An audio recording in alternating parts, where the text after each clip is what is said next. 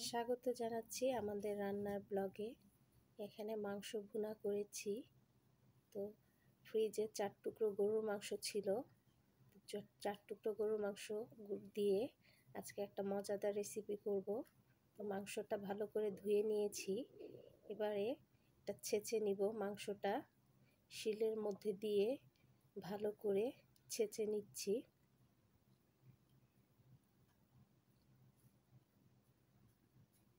দেখুন এভাবে ছেঁচে নিলাম। তো 4 টুকরা মাংস থেকে এখন অনেকখানি মাংস হয়ে গিয়েছে। তো 4 টুকরা মাংস দিয়ে একবেলা হয় না, সেজন্য ভাবলাম যে ব্যতিক্রম কিছু করি। এবারে কড়াইয়ে তেল দিয়ে দিচ্ছি। দিয়ে দিলাম তেজপাতা, 1 চিমটি জিরে, পেঁয়াজ কুচি। এবার ভেজে নিচ্ছি। পেঁয়াজটা লাল করে ভেজে নিব।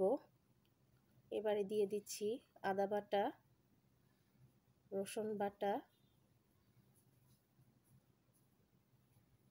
লাল মরিচ বাটা,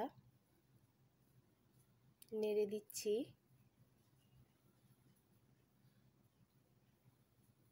হলুদের গুঁড়ো, জিরের গুঁড়ো, আর দিয়ে দিচ্ছি সামান্য একটু গরম মশলা গুঁড়ো। এবার পানি দিয়ে মশলাটা ভালো করে কষিয়ে নিব।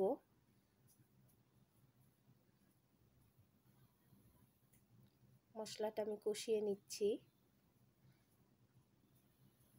একটা এলাচ, 2 টুকরো দারচিনি দিয়ে দিলাম। এবারে ছেঁচা মাংসটা আমি এর মধ্যে দিয়ে দিচ্ছি। তো যাদের দেখা যায় যে অল্প একটু মাংস থাকে, ঘরে মানুষজন বেশি থাকে, তো কাকে বাদ দিয়ে কাকে দিব, তো তখন চটজলদি এভাবে যদি রান্না করেন তাহলে সবাই মিলে খেতে পারবেন। দিয়ে দিচ্ছি স্বাদ মতো লবণ। এবার ভালো করে নেড়ে দিব।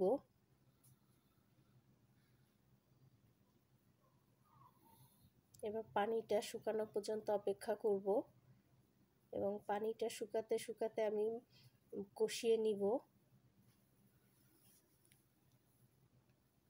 যেহেতু মাংসটা আগে থেকে রান্না করা ছিল, তো সিদ্ধ হওয়ার কোনো বাড়তি ঝামেলা নেই, আর রান্না করতে খুব একটা সময়ও লাগবে না। পানিটা শুকিয়ে গিয়েছে প্রায়, তেলটাও ভেসে উঠেছে। এবার একটু নেড়েচেড়ে ভাজা ভাজা করে নিব। একটু ভাজা ভাজা করলে খেতে ভালো লাগবে। একটু সময় নিয়ে নেড়েচেড়ে দিব।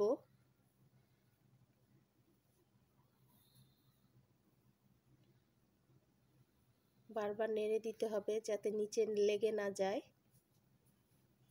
এবার ভেজে রাখা জিরের গুঁড়ো দিয়ে নামিয়ে নিব।